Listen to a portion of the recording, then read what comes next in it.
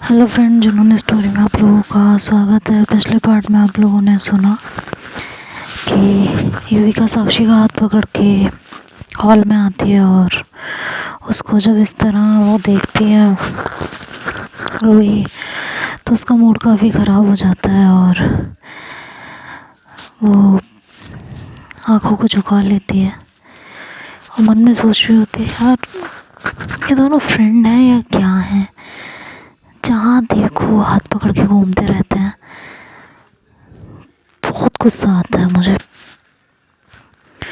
युविका को इस तरह किसी और के साथ देख के, दिमाग खराब होता है मेरा। कितनी मुश्किल से तो दोबारा मिली है मुझे, कितना टाइम बाद देख रही हूँ, वो भी किसी और के साथ देख रही हूँ। मेरी भी किस्मत ना, बस क्या ही कहूँ। युविका वहाँ आके बैठ जाती है और साक्षी से ही बातें कर रही होती है, तो अमित को फ़ोन आ जाता है। अमित उठ के वहाँ से चला जाता है। फिर थोड़ी देर बाद घर में और लोग भी आने लगते हैं क्योंकि संगीत का प्रोग्राम होता है, तो आते हैं और सब मुँह दिखाई संगीत, मुँह दिखाई तो चलो रिसेप्शन में हो जाती है, बट एक अलग से जो रिचुअल होता है वो पूरा करते हैं उसी दिन, तो वो सब होता है। और उसी बीच लेडीज़ जो होती हैं वो मांग करती हैं कि भाई बहू से गाना गवाओ, बहू गाना गाए, ये वो, आवाज़ कैसी है, आवाज़ सुननी है। इस तरह की डिमांड होने लगती है। और तो युविका की मॉम बोलती हैं कि रूही कुछ सुना दो, तो रूही कहती है कि मम्मी नहीं, कहती हैं देखो सब आए हैं और सुनाना तो पड़ेगा ना। तो साक्षी वहाँ बैठी हुई होती है, वो कहती है लगता है नई बहू को कुछ आता नहीं है। तो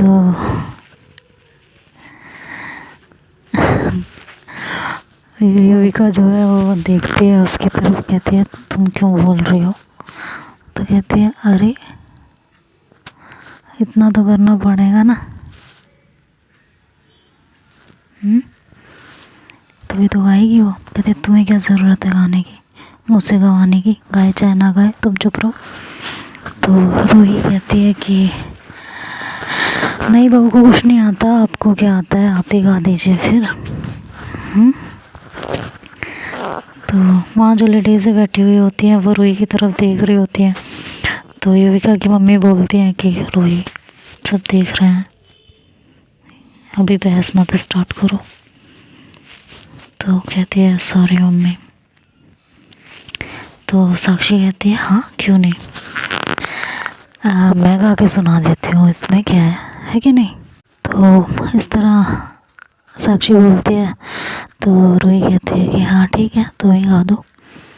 तो रूही और साक्षी में थोड़ी सी एक लड़ाई की शुरुआत हो चुकी होती है। तभी युविका वहाँ से उठती है और अपने भाई के पास जाती है, और उसकी तरफ देखती है, तो उसका भाई फ़ोन पे बात कर रहा होता है। उसे देख के फ़ोन कट करता है, पूछता है हाँ युविका कुछ बात थी क्या यहाँ पे। तो कहती है कि भाई मुझे आपसे कुछ पूछना है, प्लीज़ टेल मी। कहती है क्या, आप मुस्कान की जगह आप इससे कैसे, मुझे बस सिंपल सा आंसर चाहिए।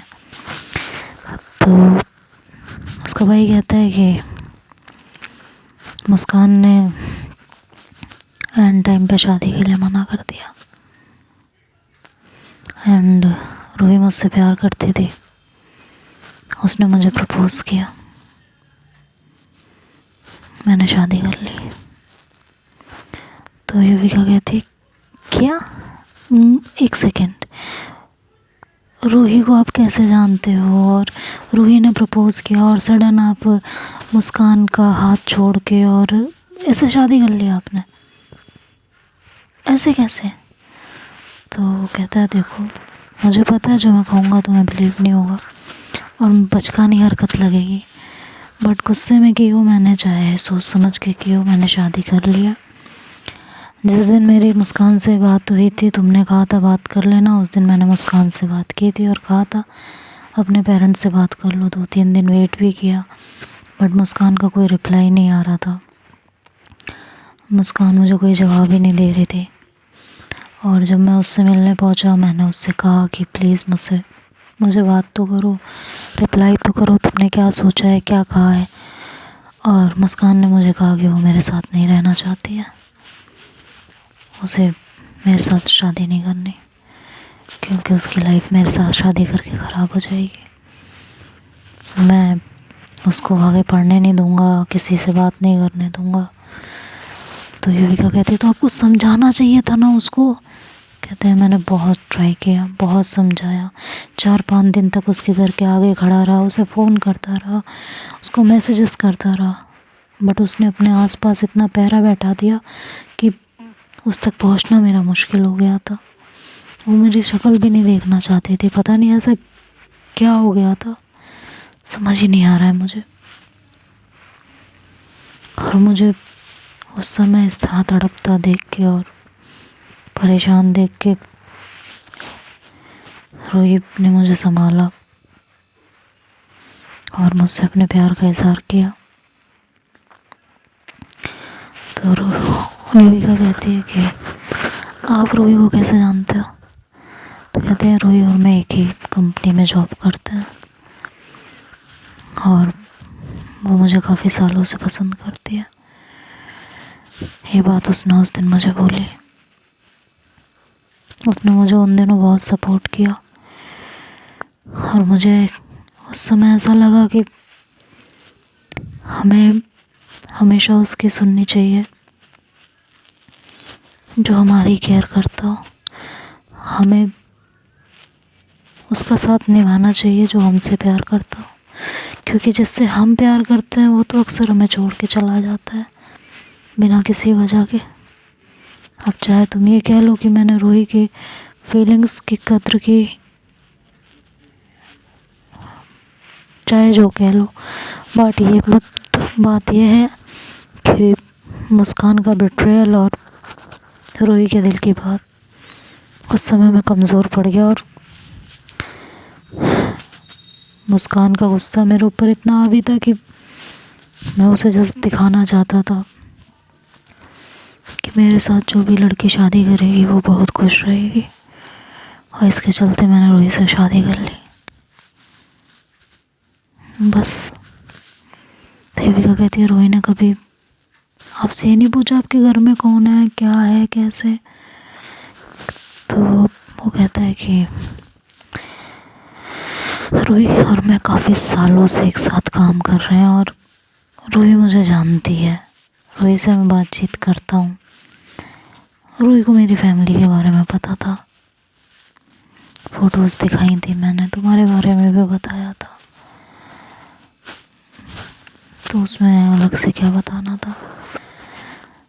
तो युविका कहती है रूही को पता था मेरे बारे में? तो अमित कहता है हाँ पता था। क्या हुआ, तुम ऐसे क्यों कह रही हो, और इतना ज़ोर डाल के क्यों पूछ रही हो, क्या बात है? तो रूही थोड़ा घबराती है और युविका थोड़ा घबराती है। तभी अमित का फिर से फ़ोन आता है, तो कहता है मैं तुझसे बाद में बात करता हूँ, मेरा ऑफिस से ज़रूरी कॉल है, ठीक है। और ये कह के वो वहाँ से चला जाता है। तभी साक्षी उठ के आती है और युविका के पास और कहती है बताती हो तुमने अपने भाई को सब कुछ? तो युविका कहती है कि नहीं, कुछ नहीं बताया मैंने, बट रूही ने ये शादी जानबूझ के की है, इतना मुझे पता चल गया है। मेरे बारे में जानते हुए भी उसने मेरे भाई से शादी की, ये कह के कि वो उससे प्यार करती है। तो साक्षी कहती तो क्या हो गया, मैं भी करती हो ना, 5 साल में सब कुछ बदल जाता है यार, क्या पता उसे वो पसंद आ गया और प्यार करने लगी हो, बाद में पता चला होगी तुम उसकी बहन हो। अब ये पता चल जाएगी तुम उसकी बहन हो तो उसका प्यार ख़त्म हो जाएगा क्या तुम्हारे भाई के लिए? नहीं ना, छोड़ो फिर। इधर रूही उसकी मॉम से कहती है कि युविका की मॉम से कि मुझे वॉशरूम जाना है, 2 मिनट के लिए ले चलिए। तो उसकी मॉम एक लड़की के साथ उसको भेजती हैं। वो लड़की छोटी सी होती है और उसे वॉशरूम दिखा के वहाँ से चली आती है और वो युविका वाला रूम दिखाती है और रूही युविका के रूम में चली जाती है वॉशरूम के लिए। और युविका गुस्से में साक्षी से बात करके, क्योंकि साक्षी उसे समझाने लगती है, तो युविका को एकदम से गुस्सा आता है और कहती है कि बस हो गया तुम्हारा, तुम हमेशा जब से आई हो उसी की साइड लिए जा रही हो। एक बार भी ये समझ रही हो मेरे ऊपर क्या बीत रही है, मेरे दिल दिमाग में क्या चल रहा है? वो मेरी एक्स थी। एक्स क्या यार, मैं आज भी उससे प्यार करती हूँ। साक्षी कहती तो जाओ कर दो अनाउंस, प्यार करती हो, नौटंकी ड्रामा करके रखा है यार तुमने। प्यार करती हो, प्यार करती हो, दूसरे का प्यार प्यार नहीं है तुम्हारे लिए। रूही आगे बढ़ चुकी होगी, मूव ऑन कर चुकी होगी। वैसे भी तुम्हारी बात के अकॉर्डिंग उसे तुमसे कभी प्यार था ही नहीं। मे भी उसे लड़कियों में इंटरेस्ट ही ना रहा हो। तुम्हारा भाई उसे बाद में पसंद आ गया हो और उसने बाद में पता चला हो कि तुम उसकी बहन हो। नहीं सोचा हो उसने इतना कुछ भी यार। भूल जाओ उस बात को और खुद भी आगे बढ़ो और उसे भी बढ़ने दो। तो युविका बिना कुछ सोचे समझे उससे अपना हाथ छुड़ाती है और अपने रूम में चले जाती है। अपने रूम में जाती है और उसके बाद वो बैठ जाती है चुपचाप। कहती है यार क्या बवाल है, कहाँ फंस गई हूँ मैं। मेरी तो बात ही साक्षी ही समझती है। पता नहीं उसे क्या डर है, क्या सोच रही है कि मैं अगर, पता नहीं मुझे क्या चल रहा है उसके दिमाग में, क्यों इस तरह से बिहेव कर रही है, क्या चाहती है क्या नहीं चाहती है, मुझे खुद नहीं समझ में आ रहा है। मैं कैसे उसको समझाऊं। खैर मुझे ना रूही से अकेले में बात करनी पड़ेगी। जब तक मैं बात नहीं करूँगी तब तक बात क्लियर नहीं होगी। बट ये तो अभी सबके बीच में बैठी होगी तो कैसे बात करूँ मैं इससे। तभी उसके वॉशरूम का डोर ओपन होता है और रूही बाहर आती है। जैसे ही रूही बाहर आती है युविका उसको देखती है और युविका रूही को देखती है। तो सॉरी, रूही युविका को देखती है और युविका रूही को देखती है। तो रूही हंसते हुए उसके पास आती है और कहती है हाय युविका, कैसी हो तुम। और ये कह के सीधे उसके सीने से लग जाती है। 2 मिनट के लिए तो युविका भी ऐसे एकदम शांत और शॉक्ड होती है। दूसरे पल जो रूही का टच होता है वो उसको पिघलाने की कोशिश कर रहा होता है। और 2 मिनट वो भी ऐसे ही खड़ी रहती है और रूही उसे बहुत टाइट हग करके रखती है। तभी उसे ये एहसास होता है कि ये गलत है, ये मेरे भाई की वाइफ है। और ये सोच के वो तुरंत हटती है। कहती है कि क्या कर रही हो तुम, छोड़ो मुझे। कहती है कि क्या हुआ, इस तरह बिहेव क्यों कर रही हो। वही कह के वो उसे दूर हटाती है और रूही कहती है कि क्या दिक्कत है, प्यार करती हूँ मैं तुम्हारी रूही। कहती है प्यार, माय फुट। चलो निकलो अभी तुम यहाँ से, ठीक है निकलो। तो ये कह के वो उसको वहाँ से हटाती है। तो वो अपना हाथ छुड़ाती है उससे और कहती है कि कहाँ निकलूँ, हाँ कहाँ निकलूँ। आई लव यू युविका, 5 साल इंतज़ार किया है मैंने तुम्हारा, कोई आया नहीं मेरी ज़िंदगी में। हर पल हर लम्हा तुम्हारे लिए तड़पी हूँ मैं, तुम्हारे लिए इंतज़ार किया है मैंने। कहती हो सीरियसली, 5 साल तुमने मेरा इंतज़ार किया है इस तरह, मेरे भाई से शादी करके, ये जानने के बाद कि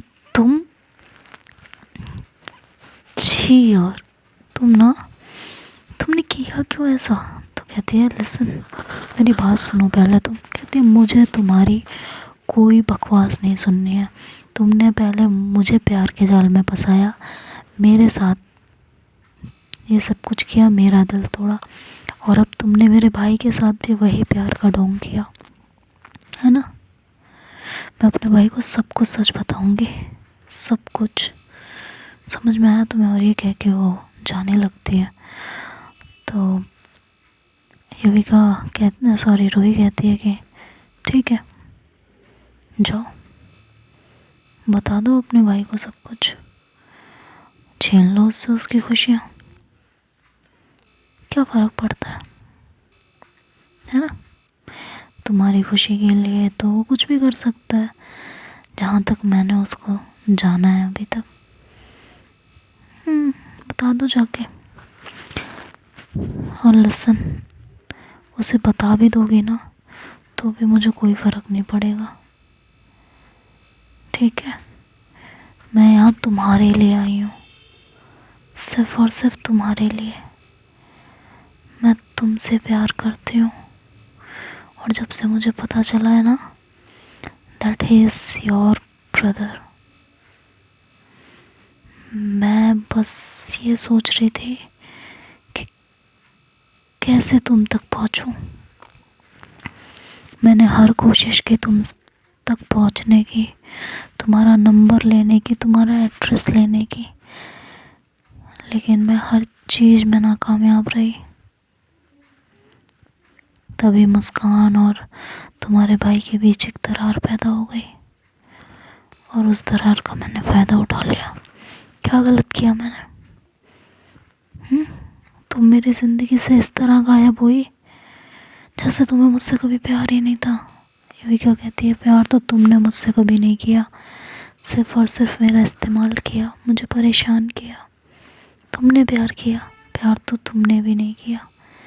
कहती है पहले मेरी बात सुनो तुम, फिर जजमेंट पास करना। कहती है मुझे तुम्हारी कोई बकवास नहीं सुननी, मुझे तुम्हारी कोई बात नहीं सुननी है। तुम बस मुझसे जितना दूर रह सकती हो उतना दूर रहो। समझ में आया ना तुम्हें। वैसे भी मैं अपनी ज़िंदगी में आगे बढ़ चुकी हूँ। रूही कहती है क्या मतलब है, क्या मतलब है तुम्हारा। मैं जाके घर में सबको सच सच बता दूंगी। समझ में आया। तुम्हें पाने के लिए ना मैं किसी भी हद तक जा सकती हूँ, किसी भी हद तक। इस बात को तुम हल्के में मत लेना युविका। अगर तुम्हें पाने के लिए मैं किसी लड़के से शादी करके तुम्हारे घर में आ सकती हूँ ना, तो मैं तुम्हारे लिए कुछ भी कर सकती हूँ। और पास्ट में हमारे जो कुछ भी हुआ है, एक बार मेरी बात सुन लो।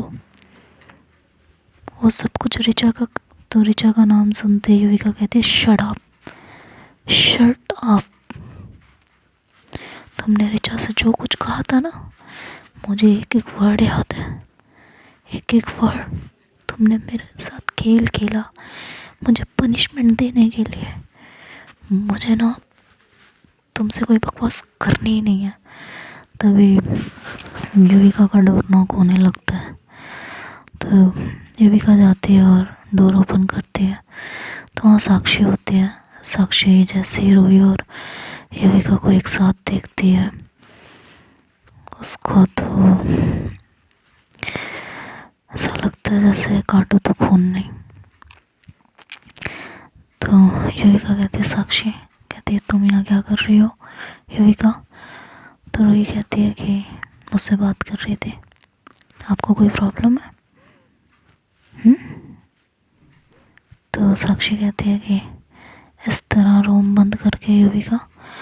तो रूही फिर से जवाब देती है, कहती है तो शायद आपको पता नहीं है, तो मैं आपको बता देती हूँ। आप इनकी इतनी अच्छी फ्रेंड है फिर भी आपको नहीं पता, तो मैं बताती हूँ ना। तो साक्षी युविका को पीछे करती है और खुद आगे की तरफ आती है और कहती है मुझे सब कुछ पता है, मुझे जानने की ज़रूरत नहीं है, ठीक है। हाँ सुनिए, भाभी और ननद के बीच बात हो रही है ना, तो मुझे कोई प्रॉब्लम नहीं है, शौक से करो, बट दरवाज़ा खोल के करो, समझ में आया? इस घर में अमित की बीवी बन के आई हो, वही बन के रहो तो ज़्यादा अच्छा है। इससे आगे बढ़ने की कोशिश की तो मुझसे सामना करना पड़ेगा।